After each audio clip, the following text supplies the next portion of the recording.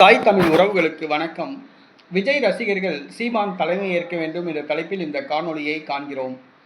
விஜய் ரசிகர்கள் சீமான் தலைமையை ஏற்க வேண்டும் என்ற தலைப்பில் இந்த காணொளியை நாம் காண்கிறோம். தாய் தமிழ் உறவுகளே, நீங்கள் விஜய் ரசிகர்களாக இருக்கிறீர்கள்.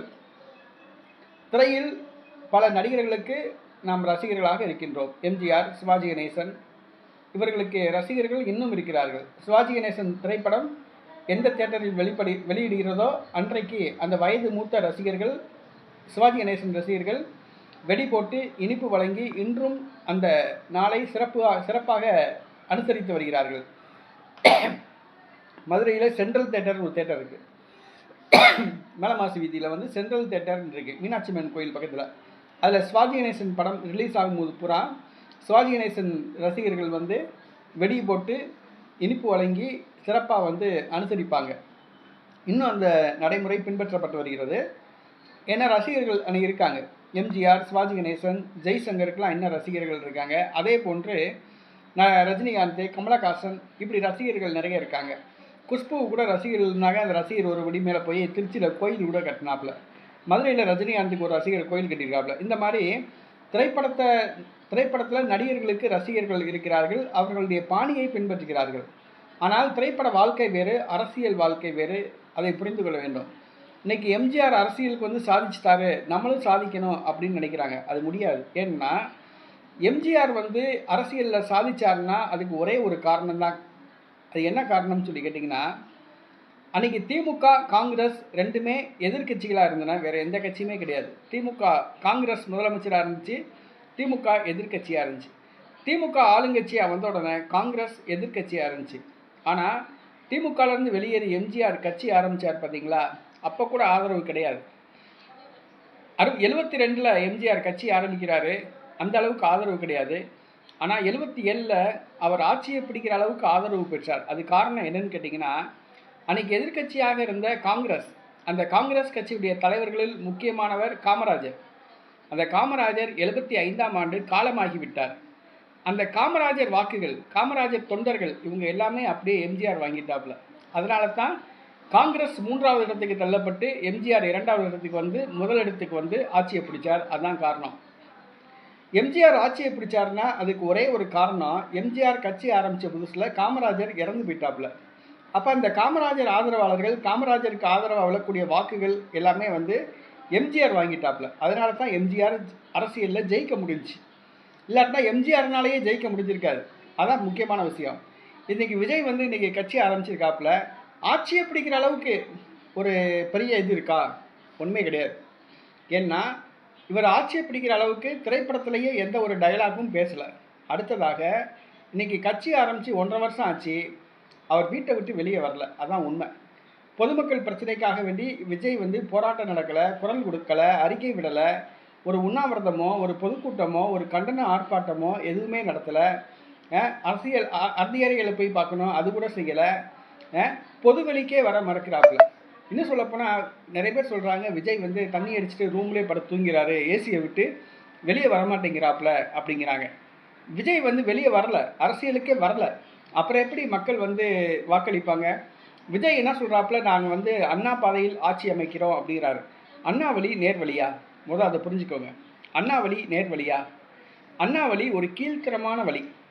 அண்ணா வழியில் முதலமைச்சராக இன்றைக்கி வரைக்கும் 7 பேர் முதலமைச்சராக இருக்காங்க. அண்ணா பாதையை பின்பற்றி 7 பேர் முதலமைச்சராக இருக்காங்க. அந்த 7 பேரும் கீழ்த்தரமான ஒரு ஆட்சியை தான் கொடுத்துருக்காங்க. உதாரணத்துக்கு கருணாநிதி, மு.க. ஸ்டாலின். திமுகவில் அண்ணாவுக்கு பிறகு கருணாநிதி, மு.க. ஸ்டாலின் 2 பேர் முதலமைச்சராக இருக்காங்க. கருணாநிதி 19 வருஷம் முதலமைச்சராக இருந்திருக்காரு. மு.க. ஸ்டாலின் 4 வருஷம் முதலமைச்சராக இருக்காரு. ஆக இந்த 2 பேருமே நல்லாட்சியை கொடுக்கல. இவங்க 2 பேர் ஆட்சியுமே கொலை, கொள்ளை, கற்பழிப்பு, ஆணவ கொலை, எங்கே பார்த்தாலும் போதைப் பொருள் விற்பனை, நிர்வாக சீர்கேடு, இதுதான். லஞ்சம், லாவண்யம் பெருகிடுச்சு.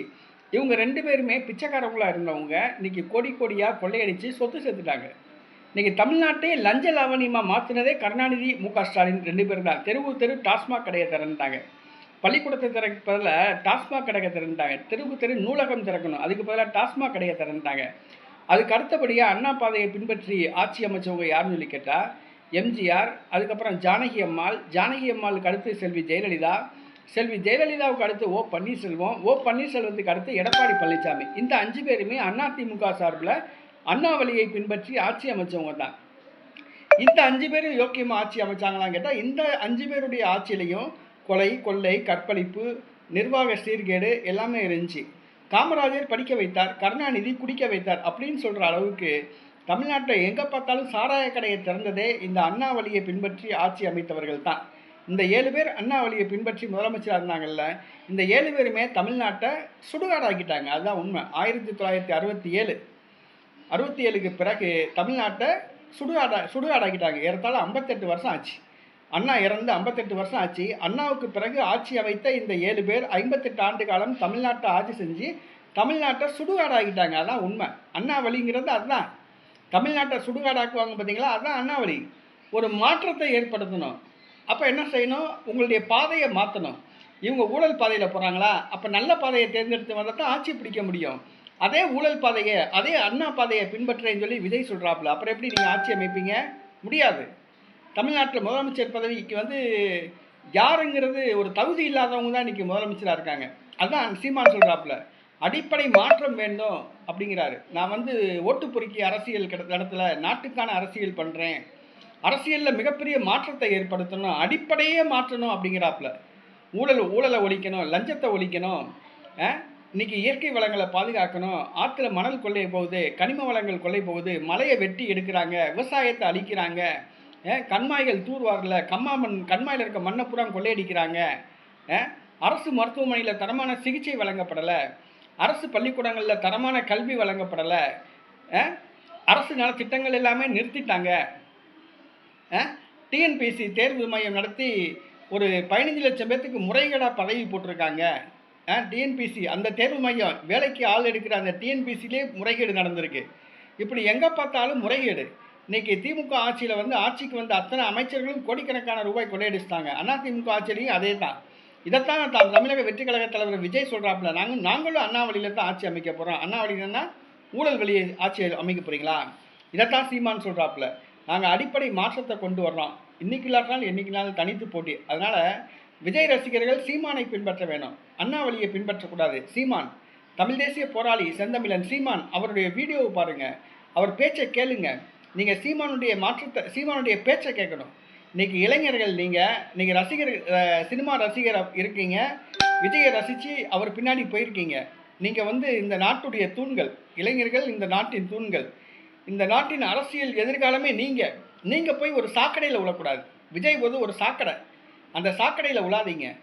ஒரு மாற்றத்தை ஏற்படுத்துங்க, அரசியலில் ஒரு தூய்மையை ஏற்படுத்துங்க, தமிழ்நாட்டில் ஒரு புரட்சியை ஏற்படுத்துங்க. தமிழ்நாடு இனிமேலாவது தமிழ்நாடு எந்திரிச்சு நிற்கணும், தமிழர்கள் தலை நிமிர்ந்து நிற்கணும், இயற்கை வளங்களை பாதுகாக்கணும், ஆற்று மணலை பாதுகாக்கணும், கண்மாயை தூர்வாரணும், அரசு பள்ளிக்கூடங்களில் தரமான கல்வி வழங்கப்படணும், அரசு மருத்துவமனைகளில் தரமான சிகிச்சை வழங்கப்படணும், தமிழ்நாட்டில் தொழிற்சாலைகள் துவங்கப்படணும், தமிழ்நாட்டு மக்களுடைய வாழ்க்கை தரம் உயர்த்தணும். அதை நினைங்க. அப்போ அதுக்கு அடிப்படை மாற்றம் ஏற்படணும். அப்போ ஒரு நல்ல ஒரு அரசியல் தலைவர் செந்தமிழன் சீமான், அவருடைய வீடியோவை பாருங்கள், அவருடைய பேச்சை கேளுங்க, நல்ல அரசியல் அறிவை வளர்த்துக்கொள்ளுங்க. விஜயை விட்டு தயவு செஞ்சு விலகுங்க. விஜய் ஒரு அரசியல் சாக்கடை. அவர் இந்த எலெக்ஷனில் போட்டிடுவார், எலெக்ஷனில் தோல்வி அடைஞ்சிச்சுன்னா அவர் பெட்டியை கட்டிட்டு போயிடுவார், நடையை கட்டிட்டு. அப்போ நீங்கள் தான் தெருவில் நிற்கணும். நீங்கள் அவர் கை காசு போட்டு சோரட்டி ஓட்டியிருக்கீங்க, போஸ்ட் ஓட்டியிருக்கீங்க, ஆனால் நீங்கள் தான் தெருவில் நிற்க போகிறீங்க. அதனால் இந்த நேரத்தில் நாங்கள் சொல்லணும், விஜய் ரசிகர்கள் சீமான் பேச்சை கேளுங்க. சீமான் ஒரு அரசியல் ஞானி, ஒரு அரசியல் ஆசான், ஒரு அரசியல் பல்கலைக்கழகம். அவருடைய வீடியோவை கேளுங்க. நாட்டுக்கான அரசியல் பண்ணுறவர், ஓட்டு பொறுக்கி அரசியல் பண்ணலை. விஜய் ரசிகர்கள் சீமானை பின்பற்ற வேண்டும், சீமானுடைய தலைமையை ஏற்க வேண்டும் என்று கேட்டுக்கொள்கிறோம்.